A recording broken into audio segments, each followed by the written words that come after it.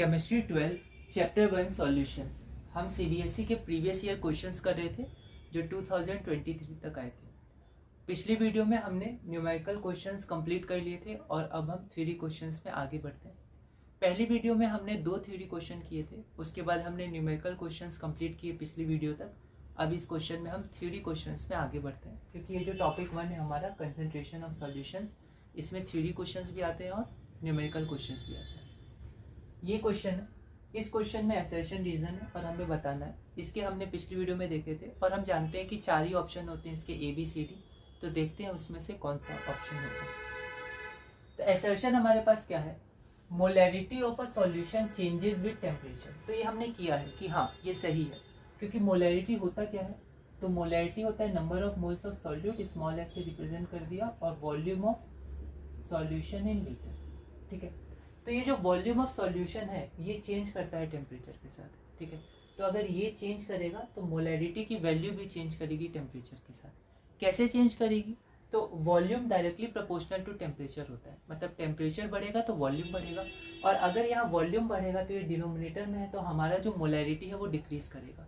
तो टेम्परेचर बढ़ने से मोलैरिटी क्या करता है, डिक्रीज करता है। ठीक है, पर यहाँ सिर्फ चेंज पूछा है, तो हाँ molarity of a solution changes with temperature. अगला क्या है, molarity is a colligative property. अब जो कॉलिगेटिव प्रॉपर्टी है ये बाद का टॉपिक है।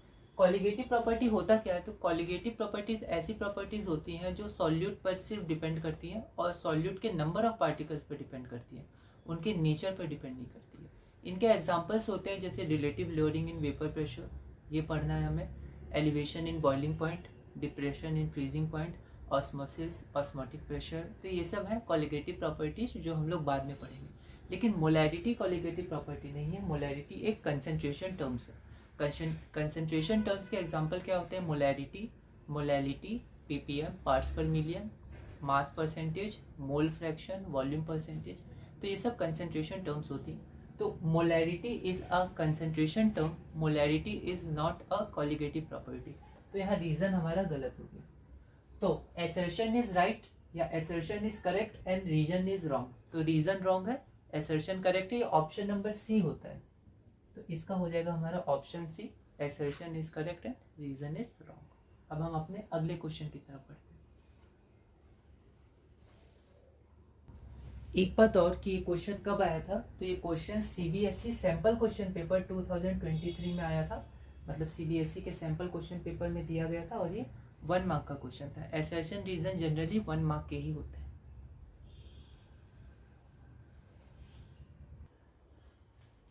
तो ये हमारा अगला क्वेश्चन है, define the following terms. Mole fraction, x actually Greek word एक होता है काई, है ना, पर जनरली हम लोग एक्स से ही मोल फ्रैक्शन को डिनोट करते हैं। और सेकेंड है molality of a solution, small m. ठीक है, तो ये क्वेश्चन एनसीईआरटी एक्सरसाइज का भी क्वेश्चन है। तो एनसीईआरटी के चाहे वो सॉल्व एग्जांपल हो, इन टेक्स्ट एग्जांपल्स हो या फिर एक्सरसाइजेस हो, बहुत इंपॉर्टेंट है। तो डेफिनेशन है, मोल फ्रैक्शन का हमने किया था, ये क्वेश्चन पहले भी आया था, ऑल इंडिया 2015 2 मार्क्स का क्वेश्चन है। तो मोल फ्रैक्शन होता क्या है, the mole fraction of a component. Mole fraction किसी एक कंपोनेंट का निकलता है। बाइनरी मिक्सचर, एक सॉल्यूट एक सॉल्वेंट, तो सॉल्यूट का अलग मोल फ्रैक्शन, सॉल्वेंट का अलग मोल फ्रैक्शन, और दोनों का सम 1 होता है ना। अब क्योंकि ये 1 मार्क का है और ये 1 मार्क का है, तो हम लोग इतनी सारी चीजें नहीं लिखेंगे, सिर्फ डेफिनेशन लिख के फॉर्मूला लिख के काफी रहेगा। The mole fraction of a component is the ratio of the number of moles of the component. जिस कंपोनेंट का मोल फ्रैक्शन हमें निकालना है उसी कंपोनेंट के नंबर ऑफ मोल्स का हम यूज करते हैं, न्यूमरेटर में उसी कंपोनेंट का नंबर ऑफ मोल्स आता है। Is the ratio of the number of moles of the component to the total number of moles of all the components present in the solution. ठीक है, तो डिनोमिनेटर में जितने भी कंपोनेंट्स हमारे पास उन सब का सम आता है। ठीक है, नंबर ऑफ मोल्स का। जनरली बाइनरी सॉल्यूशन से हम डील करते हैं इस चैप्टर में, तो 2 ही कंपोनेंट रहते हैं, मान लेते हैं ए और बी, तो number of moles of A plus number of moles of B वो डिनोमिनेटर में आएगा, टोटल नंबर ऑफ मोल्स। अगर 3 कंपोनेंट रहते तो 3, 4 होते तो 4, ऐसे। अब यहाँ पर फॉर्मूला भी लिख दिया, मोल फ्रैक्शन ऑफ अ कंपोनेंट क्या होता है, तो बस डेफिनेशन से formula, number of moles of the component, ठीक है, divided by total number of moles of all the components. ये 1 मार्क का था। अगर ये क्वेश्चन 2 मार्क का होता तो हम लोग कुछ और एडिशन इन्फॉर्मेशन दे सकते थे, जैसे मोल फ्रैक्शन यूनिटलेस होता है। क्यों? क्योंकि मोल्स डिवाइडेड बाय मोल्स, इसकी यूनिट भी मोल्स आएगी, इसको सम करके भी यूनिट मोल्स ही आएगी, तो मोल्स मोल्स कैंसिल होंगे, तो यूनिटलेस होता है मोल फ्रैक्शन। फिर एक एग्जांपल दे सकते थे कि अगर बाइनरी सॉल्यूशन ले दो कंपोनेंट्स ए और बी का, तो mole fraction of A x A plus mole fraction of B x B is always equal to 1, है ना। हमने क्वेश्चंस में भी ये यूज किया था इस कॉन्सेप्ट को। तो ये हमारी डेफिनेशन हो गई मोल फ्रैक्शन की। अब हम देखते हैं definition molality of a solution. अब हम लोग अगला देखते हैं molality of a solution small m, ठीक है। मोलैलिटी ऑफ अ सॉल्यूशन, क्योंकि मोलैलिटी सॉल्यूशन के लिए डिफाइन होती है, मोलैलिटी या मोलैरिटी। तो molality of a solution is the number of moles of solute.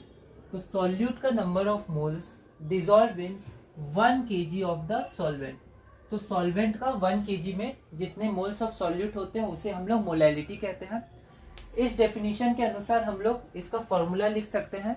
तो मोलैलिटी क्या होगी? तो molality is equal two moles of solute divided by mass of solvent in KG. तो ये हमारी मोलैलिटी की डेफिनेशन होगी। कुछ और इसमें पॉइंट्स आप लिख सकते हैं, जैसे इसके बाद आप लिख सकते हैं the unit of molality is mole पर केजी, और मोलल, मोलल को स्मॉल m से रिप्रेजेंट करते हैं, ठीक है।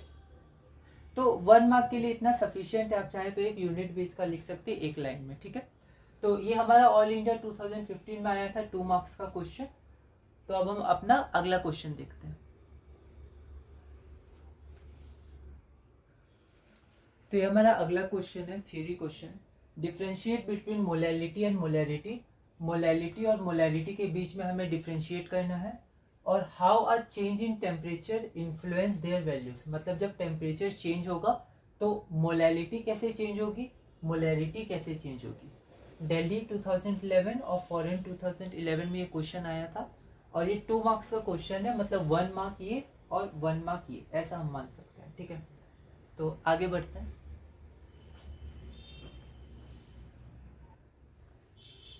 तो यहाँ पर डिफरेंस है मोलैलिटी और मोलैरिटी के बीच, है ना। यहाँ पर 4 डिफरेंस है। अगर ये 1 मार्क का क्वेश्चन इसको माने तो 2 या 3 डिफरेंस भी काफ़ी रहेंगे, पर मैंने यहाँ 4 डिफरेंस लिख दिए हैं, ठीक है। सबसे पहले तो definition, molality is defined as number of moles of solute per KG of solvent, 1 kg of solvent में। Definition molarity, it is defined as number of moles of solute dissolve in 1 litre of solution. Molarity में solution आता है, उसका volume, और molality में मास आता है solvent का। अगला डेफिनेशन, मतलब अगला पॉइंट क्या हो जाएगा, molality is represented by small m and molarity is represented by capital M। अब इस डेफिनेशन के अनुसार इसका फॉर्मूला, तो small m is equal two moles of solute divided by mass of solvent in KG, और मोलैरिटी का formula क्या हो जाएगा, मोल्स ऑफ सॉल्यूट और volume of solution in litre, okay, in litres. उसके बाद अगला एक मेन पॉइंट क्या है, जो इस क्वेश्चन में पूछा भी गया है, कि टेम्परेचर के संग चेंज। तो मोलैलिटी डज नॉट चेंज, तो molality does not change with change in temperature, whereas molarity changes, molarity changes with change in temperature। तो ये 4 पॉइंट्स हो गए। इसमें से सबसे इंपॉर्टेंट तो पहला डेफिनेशन है और ये वेरिएशन, तो ये दोनों आप लिख दीजिएगा। और यहाँ पर 2 और हैं जो आप चाहें तो लिख सकते हैं, 1 मार्क का है, पर मैंने चारों लिख दिया, ठीक है। अब हम इसके सेकेंड पार्ट पे चलते हैं। तो इस क्वेश्चन का सेकेंड पार्ट देखते हैं। पूछा गया था कि मोलैलिटी और मोलैरिटी टेम्परेचर के संग कैसे चेंज करते हैं, क्या इन्फ्लुएंस होता है टेम्परेचर का, ठीक है। तो टेम्परेचर का इन्फ्लुएंस मोलैलिटी पे तो नहीं होता है, क्योंकि मोलैलिटी चेंज नहीं करती है, और मोलैरिटी चेंज करती है क्योंकि वॉल्यूम चेंज करता है, ठीक है। देखते हैं, molality does not change with change in temperature, ठीक है, क्योंकि मोलैलिटी क्या होता है, हमारा number of moles of solute by mass of solvent. तो मास बाय मास, क्योंकि नंबर ऑफ मोल्स भी मास बाय मोलर मास होता है, तो मास चेंज नहीं करता है, तो मोलैलिटी चेंज नहीं करती है। तो यहाँ डायरेक्ट लिख दिया, molality does not change with change in temperature, while molarity changes with change in temperature, as molarity depends on volume. Which changes with change in temperature. तो ये क्वेश्चन पहले भी हमने किया था, एसर्शन रीजन में भी ये क्वेश्चन आया था एसर्शन में, ठीक है। तो ये इंपॉर्टेंट क्वेश्चन है जो हमें ध्यान रखना है। तो अब हम चलते हैं अपने अगले क्वेश्चन की तरफ।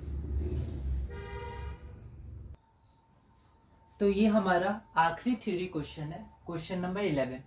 क्वेश्चन 11 क्या है, differentiate between molarity and molality of a solution, how can we change molality value of a solution into molarity value, ठीक है।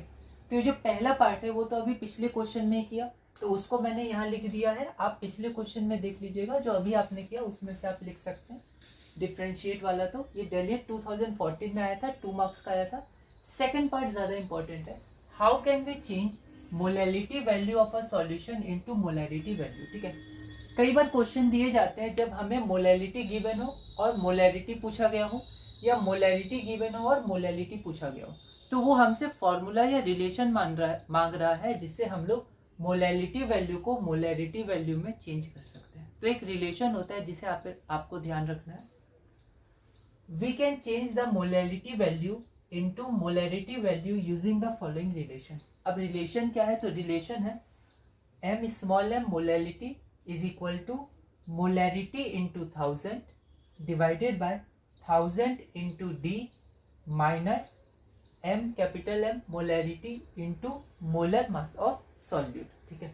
अब यहाँ पर ये सिंबल रिप्रेजेंट क्या करते हैं तो ये भी आपको दिखाना है। वेयर m क्या है, molality of solution, capital M ये स्मॉल m है molality of the solution, capital M है मोलैरिटी ऑफ द सॉल्यूशन, यहाँ 2 बार आया कैपिटल M, 1000 तो 1000 है, d क्या है डेंसिटी ऑफ द सॉल्यूशन, पर इस डेंसिटी को किस यूनिट में रखना है वो भी आप ध्यान दीजिए। डेंसिटी होनी चाहिए ग्राम पर मिलीलीटर या ग्राम पर सेंटीमीटर क्यूब, क्योंकि 1 gram is equal to 1 centimetre cube. तो या तो डेंसिटी होनी चाहिए ग्राम पर मिलीलीटर या ग्राम पर सेंटीमीटर क्यूब। तो आप यहाँ पर न्यूमेरिकल वैल्यू डेंसिटी का रख सकते हैं, माइनस कैपिटल M हमारा मोलैरिटी था, और M ऑफ सॉल्यूट। जब भी कैपिटल M के नीचे कुछ हो तो वो मोलर मास रिप्रेजेंट करता है, तो capital M of solute means molar mass of solute, ठीक है। तो ये हमारा रिलेशन हुआ, और इसी के साथ हमारा थ्योरी क्वेश्चन भी पूरा हो गया और हमारा टॉपिक 1 पूरा हो गया, ठीक है। अगली वीडियो में एक बार हम लोग टॉपिक 1 का समरी देख लेंगे कि हमने क्या क्या चीजें की, और फिर हम लोग अपना टॉपिक 2 शुरू करेंगे जो कि है solubility of gas in liquid and Henry's law, ठीक है। तो अगली वीडियो में हम लोग अपना अगला टॉपिक शुरू करेंगे।